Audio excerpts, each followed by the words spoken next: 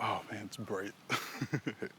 All right, let's talk about paint. So you bought a 2015, 16, 17, 18, or 19 Tahoe, Yukon, Suburban, or Escalade.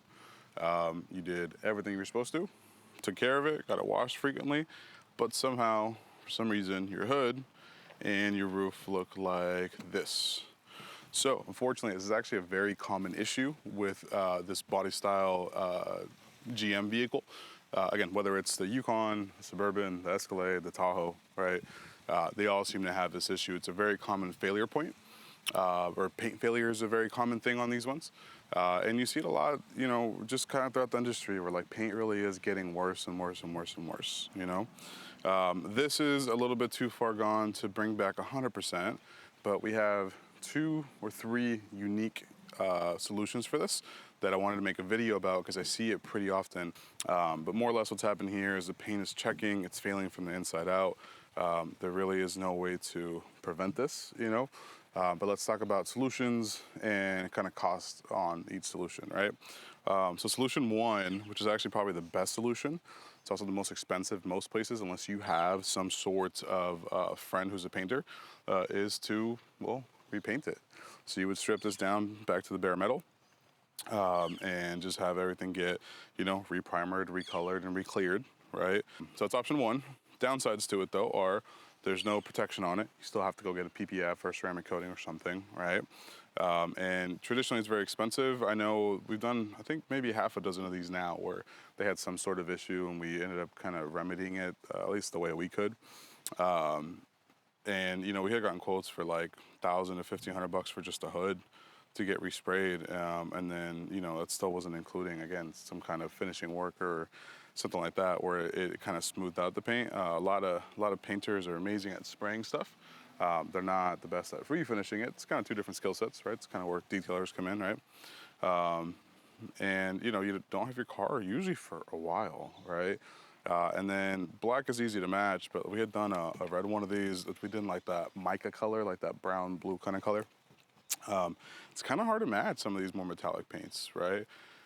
At least I hear. I don't know. I'm not a painter, so I'm just relaying information, right? Option 2, if you catch it early on, and we had tried it a couple times, but you know, it never really turned into a full-time solution or a foolproof solution, excuse me, is if it's early on, sometimes you can buff it out. You can kind of kill or scrape off or buff off some of the dead clear coat or the damaged clear coat and make that kind of smooth out so it's not as noticeable.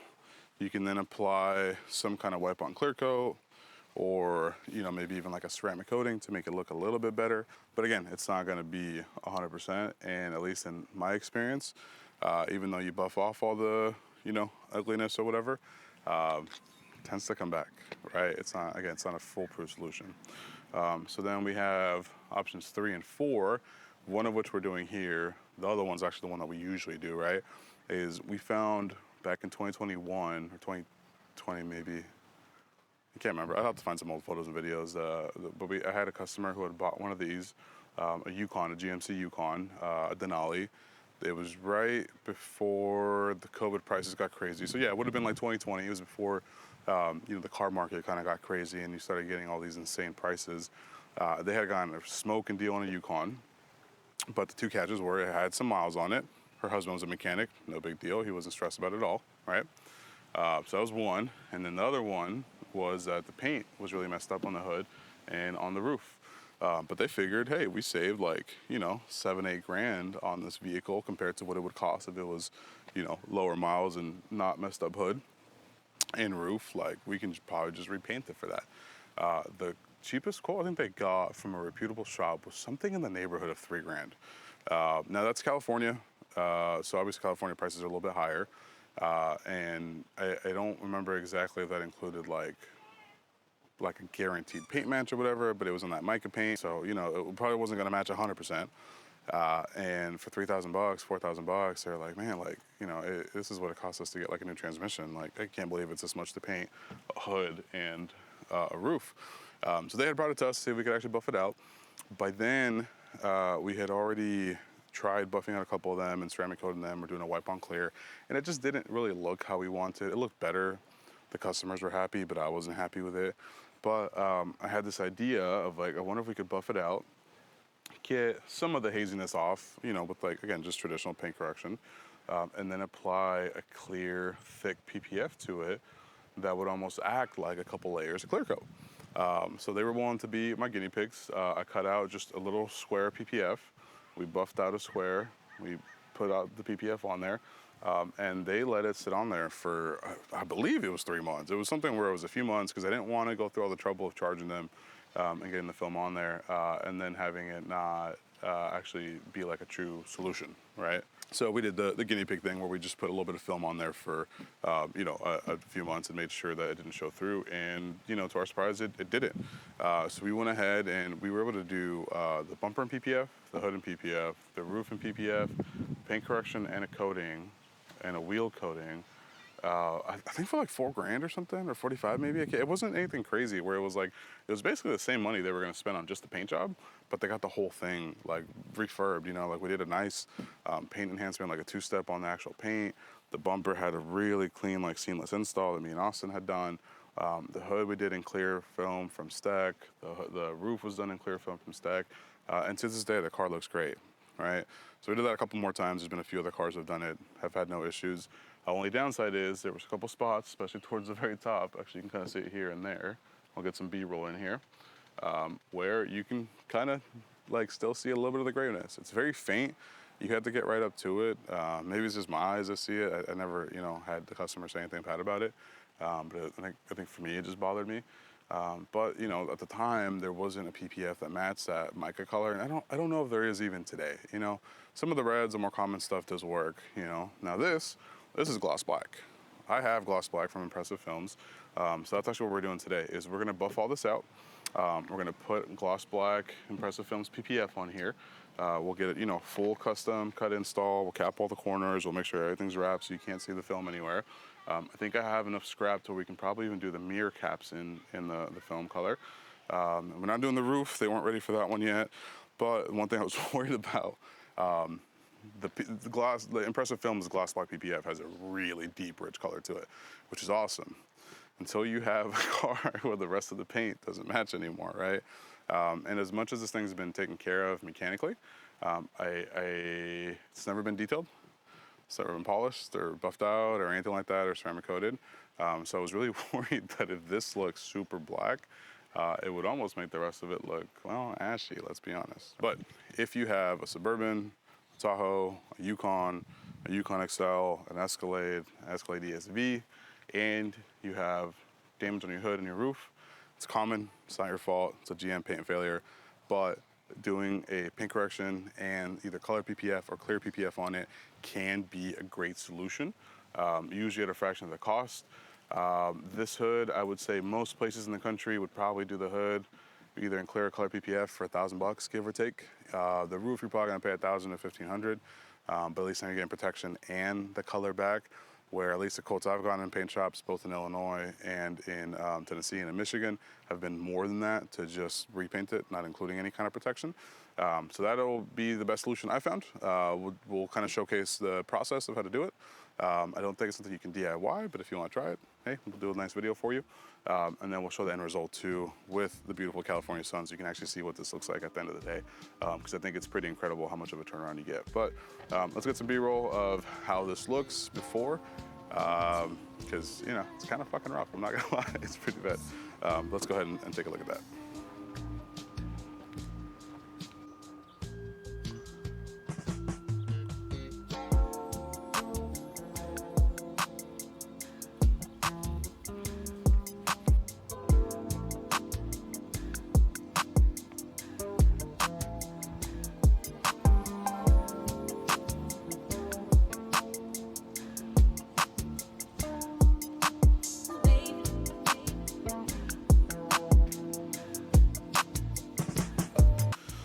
So first step for me, always inspection.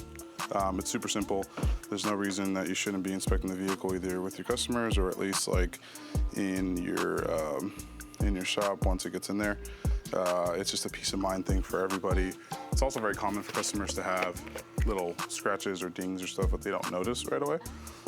And then once the whole vehicle's like clean, it almost makes it like the little individual stuff stands out more, right?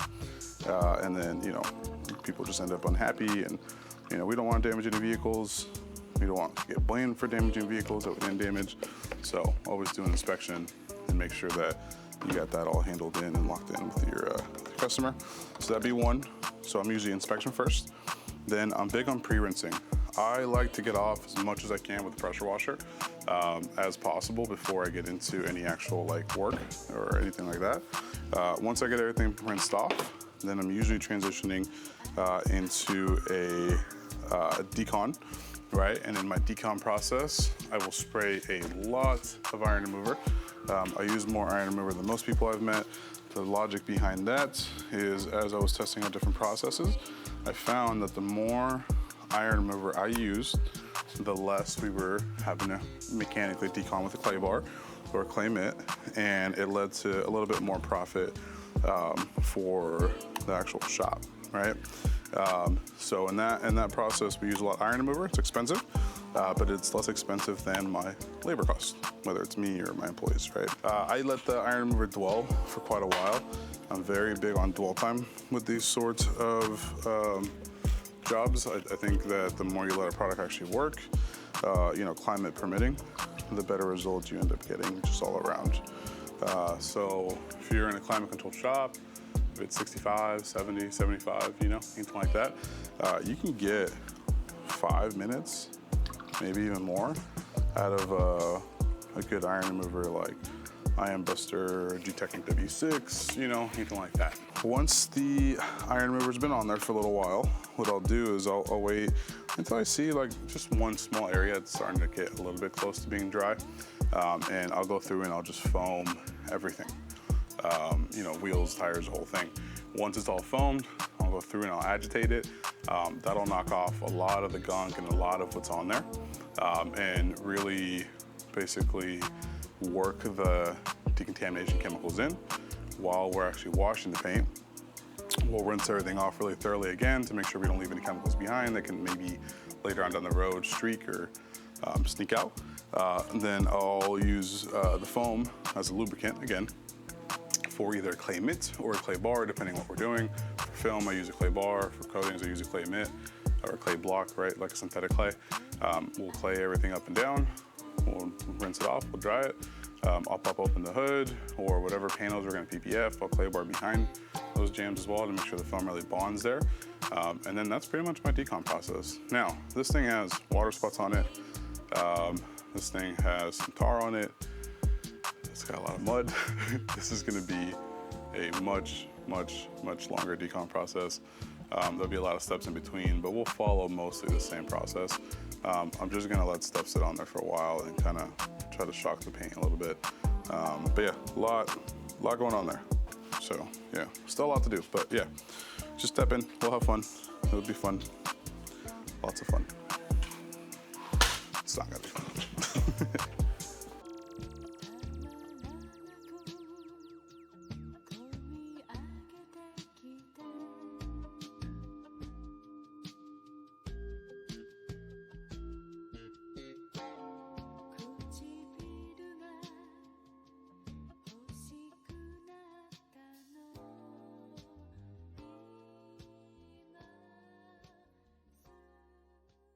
Had already done a little section here to see if it was able to get buffed out. We're going to do a little section. Now, I think we're going to film the whole bed. Pretty aggressive compound to get this out. But we'll do, so I'm going to talk about our 3-pad width, 3-pad height, right?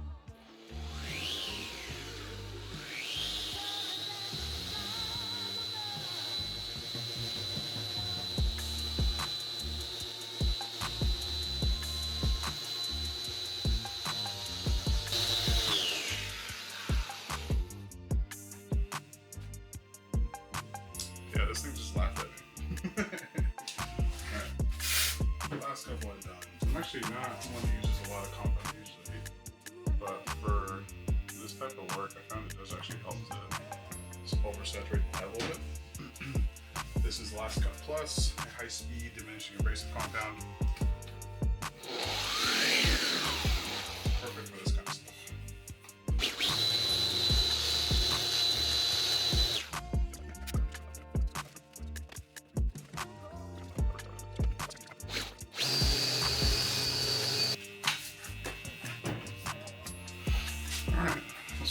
little better even now. Yeah, there we go. Okay. So, here is the reality with what I'm doing. It's probably not worth doing. Now, this does look a lot better. It looks a lot smoother. If this was a different color, again, that mica color, red, silver, maybe even like a gold. We did a gold one time too. And where we're just putting clear PPF over it, this is absolutely worth it. Because the more that we get rid of this sort of stuff, the better that the clear film looks over the top of it. But because we're just slapping a gloss black piece of film on top of this that already matches the rest of the paint really well, I think this is actually probably detrimental. So I'm more interested in probably just hitting the valleys and edges just to make sure it's smooth and we're gonna grab really well than I am in actually doing the rest of this as like a true paint correction or whatever. Just because, like I said, we're covering this stuff up, so there's really no point there. Cool, and then here we're just buzzing down all the valleys, edges, anywhere we'd spray our tack with our wool pad or melee and our Last Cut Plus. Just making sure that we're kind of braiding the surface so the film grabs a little better. We're doing a reverse roll since I'm working solo and I'm working in a not ideal environment. I also tossed my phone there, very annoying. And since we're working in a not ideal environment, this isn't a clean room, this is literally just a garage, the reverse roll is the method I felt was best to be able to get the film onto the panel while having exposed to dirt and the air for this amount of time. So you tack one side to it dry, you keep the tension really tight, not like I did here, and then you just pull the line and it all separates. Now, funny story here, when I had ordered this this film from Impressive Films from John, I had told him what I was putting it on and had just asked him for a 7-foot piece of film, 84-inch piece of film, because that was more than enough. I did not realize this man sent me a 10-foot piece of film until I went to unroll it. And then I was like, oh my God, why is there so much film here? I was very unprepared to say the least. So, shout out to John for the extra couple feet in film. But goddamn, was that frustrating to try to undo. So anyways, here we're going with our 4-corner stretch. We're making our first anchor on the parallel fender. And then we're coming through, we're spraying a bunch of tack, and then we're going onto the driver fender, locking everything in, making sure there's no fingers across the top by the hood. And then this is what I call anchor number 3. This is really where I think you make your money's worth. You want to make sure the film's floating. I spray my corners down with a bunch of tack and then just dry it up with a towel. You don't have to worry about lint or anything because those areas are just going to get cut off anyways. And then we're tacking down at the bottom over here, just getting it to hold. And then this little area that wasn't holding, I was able just to get a towel, hit it one more time, get it to dry up and hold in place. But what I'm looking for with that anchor is on that side by the fender and the whole front edge, there's no fingers. You want to have it be as smooth as possible. The less fingers you have, once you do the stretch, really the easier it is to work out these whole panels. So, I say it over and over again on social media and in my trainings, it's really all on the stretch. Take your time stretching it. The more you stretch it and the better you, not the more you stretch it, but the better you stretch it and the less fingers you have, the easier it is to, work the film. Once I have my panel stretched, specifically with bulk installs, I really like getting rid of any kind of extra film I don't need. If I need to make any smaller adjustments or small anchors, I'll make them at this time too. But in order to keep the film floating, right, to keep it from drying up, I like spraying the film kind of in between passes and in between panels in my squeegee. And getting rid of the extra film allows me to really push all that through and, keep the film nice and wet. And then that way it only goes down and dries up when we squeegee and we tell it to go down and go up. Now, if you did get a good stretch, you're able to just pull the air out, kind of like I did there, and the film itself actually holds in place. If you didn't get a good stretch, it'll keep popping up, or if there's somewhere for the air to get in. Now, thankfully, this all actually held in pretty solid. Only area I had trouble with is right here, this little sharp valley. But once we flushed it out with a little bit more tack and just let it sit for a few minutes while I work on the other side, it set in. But yeah, as far as squeegeeing goes, just try to stay away from the area you already squeegeed.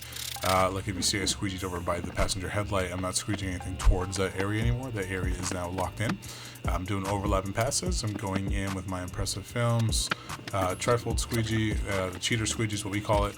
That'll help get rid of the majority of the water. And then I go back in with a slightly firmer squeegee from Mike from Make More Money, Mike Norn. And then that allows us to basically get any of the excess water. right? So we use a soft squeegee to get rid of as much water as we can, and then we will go back in with a firmer squeegee to give us a better chance and a little bit of insurance in our passes, so we have less of a chance of leaving bubbles or any kind of water behind. Once I get these two valleys down here, I'm just going to jump onto the driver's side and basically repeat the same steps. So same thing, float everything, make sure nothing's dry tacked already. Give it a little quick suction on the air. Make sure all the valleys are sitting nicely and sitting happily. Get them locked in and squeegee, and then we'll start just kind of working from there. Going through with the cheater pass for the first pass, with the cheater squeegee for the first pass, and then going through with the Mike Norm's Make More Money squeegee for our final pass to make sure we don't leave anything behind. I'm building a column. To me, a column means I bring all of the water and all the possible slip to one single area, and then I work it out down. So I'll bring everything from the right side to the middle, from the left side to the middle, and then I just bring everything towards me, and it's in one single column. I find it easier to track the slip, and I leave less bubbles like water or moisture or anything like that behind. And then I'm going through all my edges with a hard card with a felt edge on it. I think it's a wet edge squeegee, I believe it's called, just to make sure that we're getting all the little stuff. It's a little bit firmer squeegee, even the mic one, and the little felt on there kind of helps catch any water that's coming out. Once this is all sorted out and I feel like it's sitting in a good place, we're going to let this dry for a few minutes, and then we're going to start working on our trimming. Now here we're using the Alpha 1160B, I think is what it's called, 1160AB, something like that. These are my favorite blades by far. I think they're the most consistent. The one thing you're not seeing on camera here currently, because it's happening off camera, is I am snapping my blade. So we only use the weight of the blade itself, or the weight of the knife itself, excuse me, to cut through the film. We don't actually do any sorts of like pushing through the blade onto the paint. It's how we keep the paint from being cut. We just score through the film. If you can think of it, like a cake or something, or an onion, there's multiple layers. There's, let's say, 8 layers to this PPF. So we're just scoring through, the first maybe 3 or 4 layers, 5 or 6 layers, something like that. And then that way we're not pushing the blade onto the paint, and we're actually keeping everything protected while making sure that we're still scoring the film enough to actually be able to separate it. Here we're just using a heat gun to wrap our edges. Wrapped edges is the absolute best way to make sure it's not noticeable that there's film on there. The next best thing would be to line up a shadow line, but on a hood we don't have to worry about that.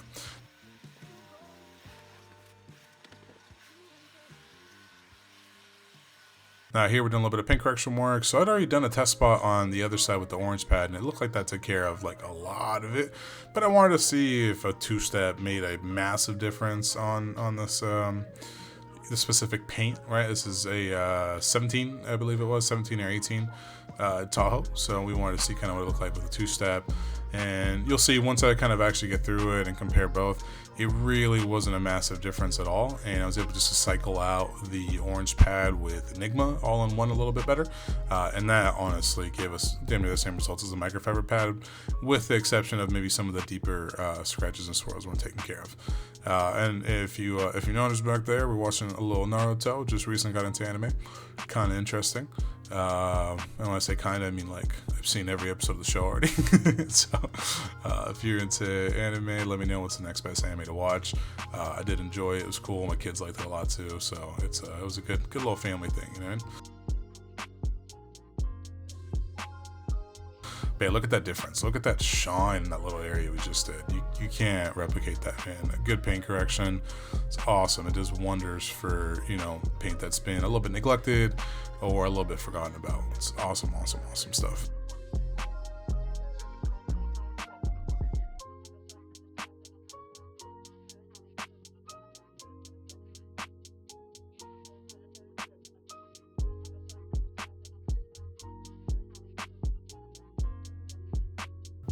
And then the last couple sections here. So this went on for the whole vehicle. I wanted to make sure that I was able to match the shine. The PPF itself had such a deep, rich color. I didn't want to have the rest of it look super dull, but man, look at that. Tell me that doesn't look like it just got repainted. Awesome, awesome, awesome. And then this film, like most high standards film, or like most high quality films, 10-year, 100,000 mile life expectancy.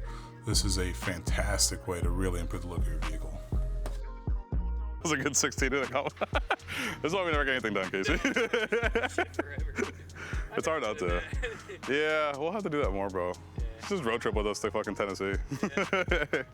All right, what's up, everybody? What's up? Dude, she would just put on a headphone. I swear to God, she wouldn't even deal with it. She's like, steer your thing.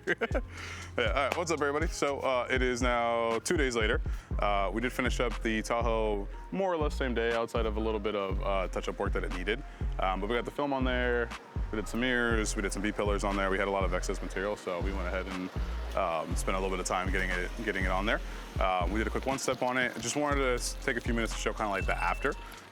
The paint itself, as you can see on the roof up here, still has all of its, you know, kind of before damage or whatever from the oxidation. What's up, Phil? How are you? And then this is what the ended up looking like. So we've got the richness back. It matched it really well. You can kind of see the difference from the fender to the hood. So again, if you have a Tahoe, Escalade, Yukon, what else is there? I'm missing one, Suburban, and your hood's jacked up like that, or the roof, you can apply PPF to it and actually get everything to match pretty closely. If it is a neutral color, there's probably a film for it that matches the color, which can go over the top and kind of cover it up 100%. If not, the clear film itself actually covers up quite a bit of it as well. We'll put some videos of that in here. I think that's it. Yeah, okay, cool. Okay, bye.